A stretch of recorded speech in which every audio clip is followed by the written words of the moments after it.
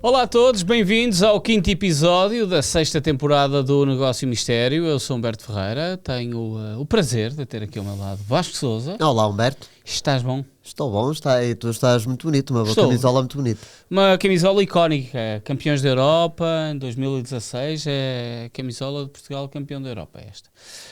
E é sobre Portugal que vamos falar Exatamente. hoje, não é? Hoje vamos falar sobre a estreia rompante de Gonçalo Ramos no Campeonato do Mundo Qatar 2022, porque nem só das antiguidades nós vamos falar nesta temporada do Negócio Mistério dedicado a jogadores que se destacaram no Mundial e a partir daí fizeram, no fundo, bandeira de carreira, e por isso mesmo, hoje, neste episódio, temos Gonçalo Ramos e os 3 golos à Suíça, aquela exibição estelar nos oitavos de final. Oitavos de final, sim, sim. E primeiro o contexto é que o Gonçalo Ramos é convocado para o Campeonato do Mundo e nunca tinha jogado pela seleção. Ele só se estreia num jogo de preparação contra a Nigéria, que são dias antes do Campeonato do Mundo. É a primeira internacionalização dele. É isso. Eu tenho a ideia que o António Silva também estava na mesma situação, certo. Também nunca tinha sido convocado. Ou seja, o Gonçalo Ramos chega ao Campeonato do Mundo só com um jogo, em que por acaso até marca, ele contra a Nigéria entra e marca, mas só tinha um jogo pela seleção e era obviamente nós portugueses conhecíamos, não é? Mas para a grande parte do universo era quase um desconhecido que se estava a impor no Benfica, não é? Foi o Benfica de Roger Schmidt que foi campeão, estava a fazer uma grande temporada. Fez uma grande temporada, mas principalmente ali aquela primeira metade da temporada do Benfica é muito boa, com grandes exibições e também na Champions. Estamos a falar de um período muito sui generis, portanto estamos a falar de um campeonato do mundo. É meio de uma temporada. É meio de uma temporada, pela primeira vez em novembro, portanto não houve grande espaço para aquilo que os treinadores muitas vezes gostam, que é vamos convocar para o período de março, se as coisas correrem bem o jogador entra na órbita da seleção. Quer o Gonçalo Ramos, quer o António Silva, nenhum dos dois tinha sido chamado para esse pré-estágio. O que ainda valoriza mais o que fez o Gonçalo Ramos, não é? Claro. Porque ele nunca tinha estado em ambiente de seleção e de repente é convocado, está no Campeonato do Mundo, a primeira vez que é titular na carreira na seleção, porque foi o primeiro jogo que ele fez a titular pela seleção, ele faz um hat-trick na fase eliminar do Campeonato do Mundo. Não estamos a falar de um jogo de fase de grupos contra uma equipa mais fraca, ele faz um hat-trick na fase eliminar do Campeonato do Mundo e só isso, e a partir daí toda a Europa, todo o mundo ficou a olhar para Gonçalo Ramos e a tentar perceber quem é este jovem que ainda por cima, há aqui todo o simbolismo, não é? Porque o Gonçalo Ramos é titular em detrimento de Cristiano Ronaldo, que por opção vai para o banco de suplentes. Sim, este é um momento-chave, eu diria que é um momento-chave da presença de Portugal no Mundial de Qatar em 2022. Portugal começa a fase de grupos e ele não joga na fase de grupos, no início da fase de grupos. Pois há um dos jogos que ele não joga, não sei se ele é contra o Ghana. Não, o Ghana é o primeiro jogo, é a Coreia do Sul, que é o último jogo em que ele não joga. Ele chega a entrar, não é? Não, contra a Coreia do Sul não joga não sequer, chega? não. Eu lembro que o Cristiano Ronaldo é substituído, Certo. que até causa ali alguma polémica. Porque Pensava que tinha sido o Gonçalo Ramos, mas então terá sido o André Silva, talvez. Possivelmente. Ele joga contra o Ghana 2 minutos, contra o Uruguai 8 minutos, não Ou joga seja- contra a Coreia Ou do seja, Sul. ele é titular no Campeonato do Mundo com 10 minutos Com 10 no minutos, total. exatamente. Não joga contra a Coreia do Sul e joga contra a Suíça a titular. Marca 3 golos e faz uma assistência. Sim, é uma exibição para a vida. Deixa-me só trazer aqui um parênteses. O Gonçalo Ramos chega ao Campeonato do Mundo, como tu estavas a dizer, depois de uma época, ele faz 27 golos na época do Benfica. E principalmente eu tenho a ideia que na primeira Sabes metade quantos é que marcou na primeira metade até ser convocado? terá de marcar para aí uns 16 14 golos. a 14. Eu não tinha noção que eram alguns, mas não tinha noção que era mais de metade que ele Pois, tinha porque marcado eu neste tenho a período. ideia que o Benfica, há um Benfica até ao Campeonato do Mundo, se calhar uns joguinhos depois. Até o Enzo. É isso, Há um que se Benfica fala até muito o Enzo e há um Benfica depois do que Enzo. a partir da saída do Enzo Fernandes. O Benfica acaba por ser campeão na mesma, mas as exibições já não têm nada a ver Sim. com o que tinha sido antes. Portanto, quase todos os jogadores do Benfica que estavam em grande forma, este era o grande momento, era em novembro, porque Sim. o Benfica estava mesmo a voar naquela altura, não tinha perdido nenhum jogo. Sim. Mesmo na Champions já tinha acontecido o tal jogo da goleada, já tinha terminado a fase de grupos, não é? Não terminas a fase de grupos. Eu diria que o Benfica só termina depois a fase Eu de tenho a grupos. ideia que a fase de grupos foi mais comprimida para quando começa o Mundial já ter terminado. Ou seja, eu acho que o Benfica nessa altura até já tinha ganho o grupo contra o PSG. Ok, é possível. Tenho quase É a possível. certeza disso.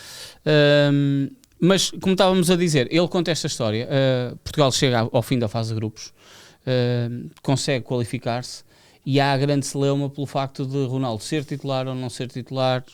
A mesma história relacionada com João Cancelo, que também havia a dúvida se Cancelo era titular ou Dalot seria o titular da Seleção Mas aí Nacional. o Dalot é titular, não é? O Dalot é titular também, mas O Dalot até faz assistência para o gol nesse jogo. ficam os dois no banco, e depois, quando há o primeiro golo, quase toda a gente foi festejar, e houve algumas pessoas até tipo a anotarem o Cancelo, que o Cancelo foi dos poucos que não se tinha levantado.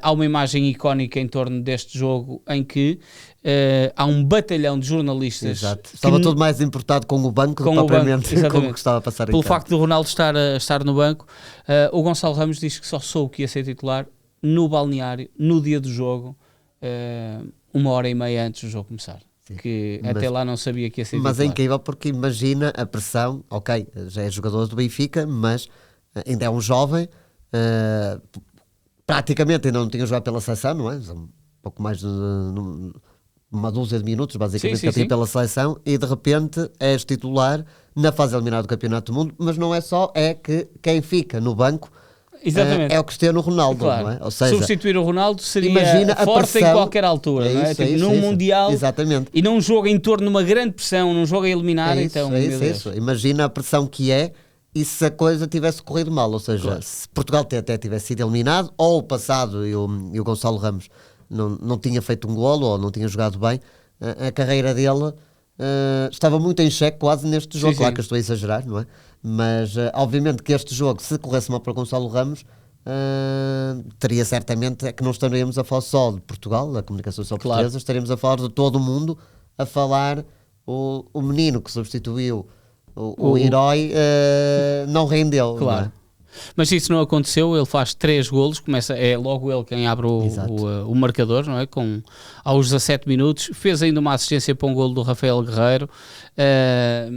Sim, ele depois marca 2 golos na segunda parte, não é? Sim, marca 2 golos na segunda parte. Muito seguidos, e desde 51 e 67. E o problema é que ele tem 51 golos, 55 uma assistência, e 67 faz o outro golo. E depois é substituído.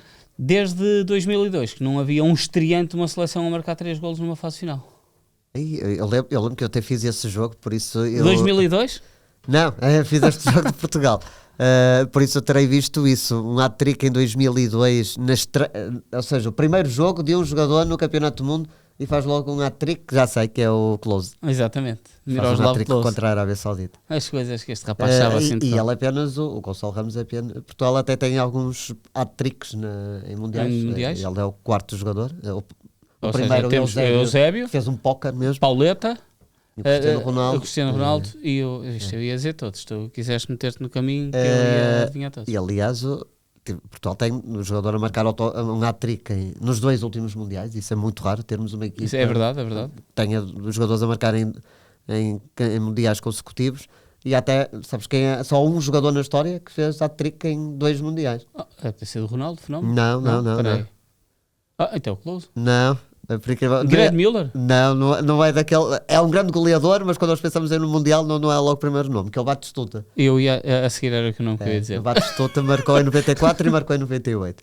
E é o único jogador que fez um hat-trick em 2 mundiais. E por isso agora, quer o Cristiano Ronaldo, quer o Gonçalo Ramos, o Mbappé também está nessa lista, porque fez um hat-trick na final do último Mundial.